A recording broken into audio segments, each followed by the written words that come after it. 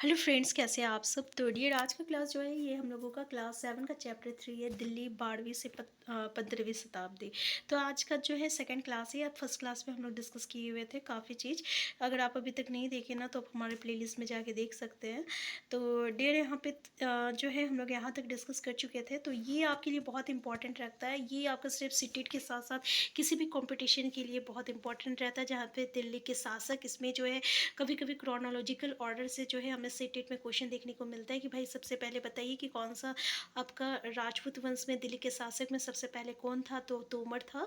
और इसका ईस्वी जो है आप यहाँ पे देख सकते हैं, 1130 से लेकर 1145 ईस्वी तक था। फिर चौहान में पृथ्वीराज चौहान थे, जो कि 1165 से लेकर 1192 ईस्वी तक थे। फिर आपका तुर्की शासक आया था, जिसमें सबसे पहला जो था कुतुबुद्दीन ऐबक था।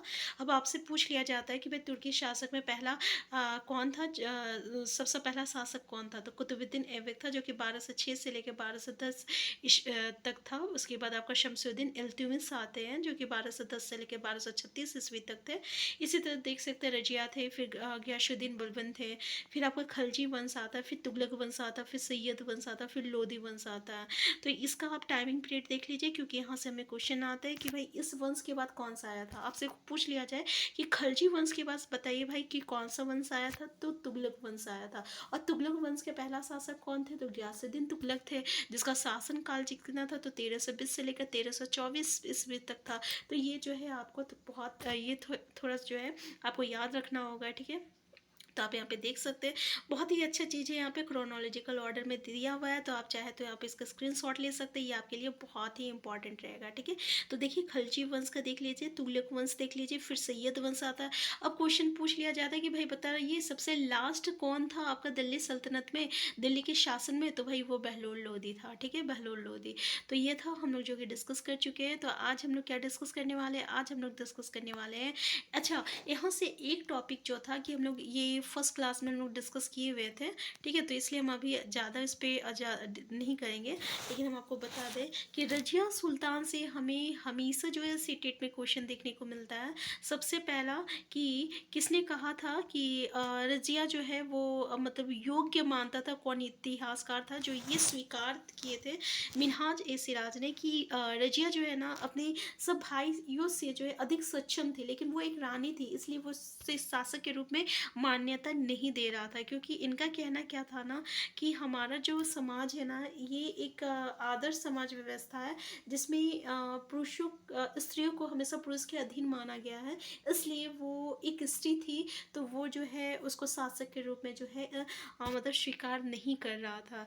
इसके अलावा यहाँ से हमें एक इम्पॉर्टेंट पॉइंट देखने को मिलता है कि रजिया रजिया जो है ना अपने आप को जो सुल्तान इल्तुतमिश की बेटी जो है अभिलेख और सिक्के में लिखवाई थी। लेकिन अगर उसी के अपोजिट हम लोग देखें तो रानी रुद्रमा देवी के बारे में आता है, ठीक है। इसका देख लीजिए 1262 से लेकर 1282 तक थी इसका टाइमिंग पीरियड। तो इसमें से क्वेश्चन क्या आता है ना कि ये रजिया सुल्तान से बिल्कुल अपोजिट थी। कैसे अपोजिट थी भाई, क्योंकि ये जो है था ना अपना अभिलेख में जो है अपना नाम को छुपाकर वो एक मतलब कि भ्रम पैदा कर रही थी, क्योंकि वो अपना नाम जो है ना एक पुरुषों के जैसा लिखवाई थी। ये बहुत ही डिफरेंस था दोनों में। इसके अलावा हम लोग रानी दिद्दा के बारे में देखें, इसको हम लोग दीदी के नाम से जानते थे, और इसे जो है पीरे रानी यानी अब प्यार से जो है दीदी सब कहते थे, ठीक है। तो ये चीज़ हम लोग डिस्कस किए थे।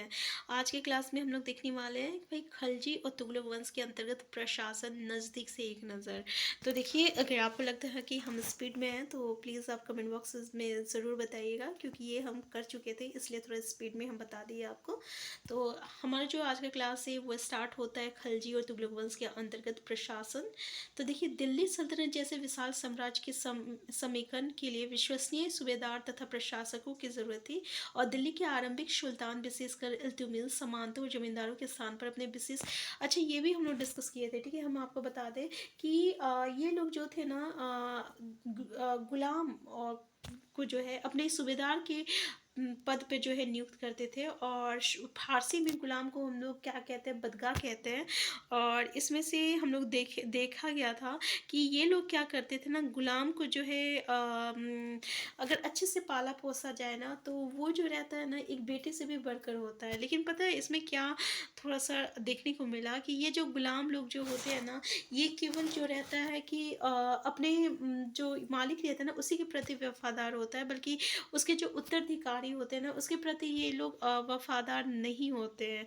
यहाँ पे हम लोग देखे थे कि खलजी लोग और तुगलक शासक लोग क्या किए थे ना, कि जो आश्रित लोग थे, जो निम्न वर्ग के लोग थे, उसको बड़े बड़ी पदवी दे दी गई थी, जिसके कारण क्या हुआ था, यहाँ पे राजनीतिक अस्थिरता पैदा हो गई थी। ठीक है, तो इनके बारे में ये कहा गया, जिसे इन्होंने बहुत ही छोटे छोटे लोगों को उठाकर जो है बड़े बड़े प्रशासनिक पद पर बैठा दिया था। यहाँ पे कुछ एग्जाम्पल दिया हुआ है, जैसे कि अजीम खुमार नामक कलाल, ये शराब बेचने वाला था, और इसको जो है एक अच्छा प्रशासनिक पद दिया गया था। इसके अलावा फिरोज हजाम नामक नाई जो था, इसके अलावा मनकन तवाक नामक बावर्ची जो था, या ठीक है, तो ये कुछ नाम दिया गया है, जिसे जो है ये छोटे पद पे होते हुए भी, यानी सॉरी छोटे पद बोल रहे हैं, मतलब कि क्या बोले, नीची जात के होते हुए भी और नीचे होते हुए भी इन्हें जो है ऊंचे प्रशासनिक पद जो है दिया गया था। तो इसके बारे में जो है एक इतिहासकार थे जियाउद्दीन बर्नी, इन्होंने कहा कि सुल्तान के राजनीतिक विवेक का नाश और शासन करने की क्षमता के उदाहरण के रूप में इसको लिया गया। मतलब उनका कहना है कि भाई इन्हें राज करना नहीं आता, ये जो है उसका विवेक का नाश हो गया है, तभी तो वो इतने छोटे छोटे निम्न वर्गों को उठाकर इतने बड़े बड़े पद पे रखे जा रहे हैं। और जो बड़े पद वाले थे ना, जो बड़े लोग थे, उन्हें जो है इन पदों पर नियुक्ति नहीं दी जा रही थी। इसलिए यहाँ पे थोड़ा सा मतलब कि अस्थिरता पैदा हो गई थी, राजनीतिक में थोड़ी अस्थिरता पैदा हो गई थी। ठीक है, तो पहले वाले सुल्तानों की ही तरह खलजी और तुगलक शासक ने भी जो है सेना नायकों को भिन्न भिन्न आकार के इलाकों में सूबेदार के रूप में नियुक्त किया था। यहाँ से हमें एक क्वेश्चन देखने को मिलता है, ठीक है, कि सूबेदार के रूप में नियुक्त किया था, और ये इलाके जो है ना, वो यानी जो इलाके जो है किसी सूबेदार के रूप में आता है, उसको इक्ता कहलाता था। और जो उस इक्ता को, यानी जो वो मतलब कि इलाकों को जो संभाल रहा है, उस वो अधिकारी को इक्तादार कहा जाता था। ठीक है, तो ये हमें क्वेश्चन देखने को मिला है। ठीक है, तो याद रखिएगा। अब क्या है, देखिए, मुक्ति का फर्ज था सैनिक अभियान का नेतृत्व करना। इक्तदार या मुक्ति दोनों वर्ड है, ठीक है, मुक्ति, और इसका ये काम था ना कि वो सेना नायक अभियान को नेतृत्व करेगा, और फिर उसके लिए कानून व्यवस्था ही करेगा, और इसको जो है अपनी सैनिक सेवाओं के बदले वेतन के रूप में जो है मुक्ति क्या करता था, अपने इलाके में जितने भी राजस्व वसूली करता था ना, उसी से वो किया करता था। अब ये बताइए कि जो राजस्व वसूली कर रहा, क्या वो अपने मन से करेगा? तो वो भी उसको अपने मन से नहीं करना पड़ता था, बल्कि जो वहाँ पे मतलब कि जितने राजस्व वहाँ पे बताया गया है, जितना लेना है उसी के अनुसार ये लिया करता था। ठीक है, इसमें और एक चीज़ बहुत ही इंपॉर्टेंट बात ये था ना कि इनकी जो पद था, ठीक है, यहाँ पे देखिए, उसका पद वंश परंपरा ना चले, इसलिए एकता को जो है ना थोड़े थोड़े समय पे क्या क्या स्थानांतरित कर दिया जाता था, ताकि वो लंबे समय तक ना हो, और ये जो है पद के यानी वंश के अनुसार ना चले, इसलिए। ठीक है, तो ये कुछ इंपॉर्टेंट पॉइंट था जहाँ से हमें क्वेश्चन जो है देखने को मिला है। इसके अलावा आप देख सकते हैं, मुक्ति लोगों द्वारा एकत्रित किए गए राजस्व की रकम का हिसाब लेने के लिए राज्य द्वारा, अब देखिए, ये जो मुक्ति लोग जो है ना, अपने ही क्षेत्र का, मतलब जो उन्हें क्षेत्र दिया गया था, सूबेदार जिसके लिए उसे घोषित किया गया था, तो उस क्षेत्र का भी जो राजस्व वो मतलब कि लेता था, तो उसका हिसाब किताब रखने के लिए एक लेखा को भी नियुक्त किया जाता था। इसका मतलब कितना उस समय भी मतलब कि दिया जाता था, मतलब ये ध्यान रखा जाता था कि भाई ये लोग कोई करप्शन ना करे, अपने मन के अनुसार जितना चाहे उतना ना ले, इन बातों का भी ध्यान दिया जाता था। यहाँ से जजिया क्या है भाई, तो जजिया ये गैर मुसलमानों से लिया जाने वाला एक कर था, याद रखिएगा। उन्हें जिम्मी या संरक्षित नागरिक का दर्जा प्रदान करता था। सल्तनत काल में इसकी वसूली खराज के साथ जो है की जाती थी। ठीक है, और खराज क्या था, देखिए खराज क्या था, यानी जजिया को खराज के साथ किया जाता था। और खराज क्या था, तो कृषि पर जो कर लगा हुआ रहता था ना, उसी को खराज कहा जाता था। तीन तरह का कर था, एक कृषि कर था जिसको खराज कहा जाता था, और जो कि किसान की उपज पे लगाया जाता था, और कितना होता तो 50% होता था। ठीक है, यानी जितना भी रहेगा उसका 50% जो है देना पड़ता था। इसके अलावा मवेशी कर रहता था, घरों पर रहता था, ठीक है। सबसे इम्पोर्टेंट कर जो था ये आपका जो था खराज कर था, यानी जो कि आपका मतलब कि उपज पे यानी किसानों पे जो कर लगाया जाता था। और जजिया कर समझ में आ गया, जो कि गैर मुसलमानों पे लगाया जाता था। और इसी जजिया कर को जो है किससे फिर मतलब कि बराबरी किया गया खराज के साथ, जो है इसकी वसूली खराज के साथ। देखिए सल्तनत काल में इसकी वसूली खराज के साथ जो है की जाती थी, ठीक है। किंतु फिरोज शाह तुगलक ने जजिया को एक अलग कर के रूप में संघीकृत किया था। अब हमें यहाँ कर से जो है क्वेश्चन देखने को मिलता है, तो ये कर जो है याद रखिएगा, यहाँ से क्वेश्चन देखने को मिलता है, ठीक है। अब यहाँ पे देखिए क्या है कि अलाउद्दीन खिलजी और मोहम्मद तुगलक इन इलाकों पर जोर जबरदस्ती अपना अधिकार जमा तो लेते थे, पर वो अधिकार कुछ ही समय तक रह पाता था। अब देखिए सरदार और उनकी किलेबंदी,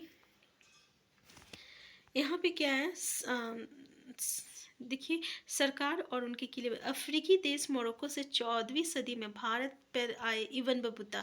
इब्न बतूता पे आप देखे होंगे कि हमें सीटेट में क्वेश्चन देखने को मिला है इब्न बतूता, ठीक है। तो ये कब आया है, पहला क्वेश्चन 14वीं सदी में आया। सबसे इम्पॉर्टेंट पॉइंट आता है यहाँ से क्या कि ये कहाँ के थे, तो भाई ये मोरक्को के थे, ठीक है। तो चट्टानी उबड़ खाबड़ पहाड़ी इलाकों में किले बनाकर रहते थे, और कभी कभी बांस के झुरमुट्टू में। भारत में बांस पोला नहीं होता, ये बहुत बड़ा होता था। यानी ये इसके बारे में जो है टिप्पणी किए हैं कि भारत के बारे में उसमें बताया है कि क्या क्या था। इसके अलग अलग हिस्से आपस में इस तरह से गूथे होते थे कि उन पर आग का ही असर नहीं होता था, और वो कुल मिलाकर बहुत ही मजबूत होता था, ठीक है। तो ये आप देख सकते हैं सरदार इन जंगलों में रहते थे, जो इनके लिए किले की प्राचीर का काम देते थे। इस दीवार के घेरे में ही उनकी मवेशी और फसल जो है रहते थे। अंदर ही पानी भी उपलब्ध रहता था, अर्थात यहाँ एकत्र हुआ वर्षा का जल। तो आप देख सकते हैं ये इब्न बतूता ने क्या क्या लिखा है। और हमें जो क्वेश्चन आता है वो ये आता है कि ये कहाँ के थे, तो मोरक्को के थे, अफ्रीकी देश मोरक्को। और ये 14वीं शताब्दी में जो है भारत आए थे, ये आता है। इसके अलावा हमें चंगेज खान के बारे में, चंगेज खान के नेतृत्व में मंगलों ने 1219 ईस्वी में जो है उत्तर पूर्वी ईरान में जो है ट्रांस ऑक्शियाना आधुनिक उज्बेकिस्तान पर हमला किया था, और इसके शीघ्र बाद ही दिल्ली सल्तनत को उसका धावा जो है झेलना पड़ा। अलाउद्दीन खिलजी और मोहम्मद तुगलक के शासन कालों के आरंभ में दिल्ली पर मंगलों ने के धावे बढ़ गए, और इससे मजबूर होकर दोनों ही सुल्तान को एक विशाल स्थानीय सेना खड़ी करनी पड़ी। इन विशाल सेना को संभालना और प्रशासन के लिए बहुत चुनौती थी। तो चंगेज खान याद रखिएगा, इसके नेतृत्व में ही मंगलों ने 1219 में जो है आपका उत्तर पूर्वी ईरान में जो है ट्रांस ऑक्सियाना में जो है हमला किया था, ठीक है। तो 15वीं तथा 16वीं शताब्दी में क्या हुआ था कि यहाँ पे तुगलक वंश के बाद 1226 ईस्वी तक दिल्ली तथा आगरा पर सैयद तथा लोधी वंश का राज रहा था।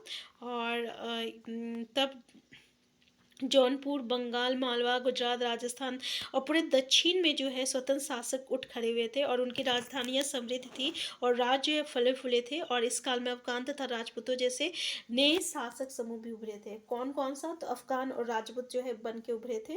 यहाँ पे क्या देखने को मिलता है, शेर शाह सूरी के बारे में, जो कि 1540 से लेकर 1545 ईस्वी तक थे, ने बिहार में अपने चाचा के एक छोटे से इलाके के प्रबंधक के रूप में काम किया था। फिर आगे चलकर ये बहुत ही उन्नति कर लिया, और ये मुगल सम्राट हुमायूं को जो है 1530 से लेकर 1540 तक थे, फिर 1555 से लेकर 1556 तक थे, इसको चुनौती दे दिया। और शेर शाह ने दिल्ली पर अधिकार करके स्वयं अपना मतलब राजवंश स्थापित किया था।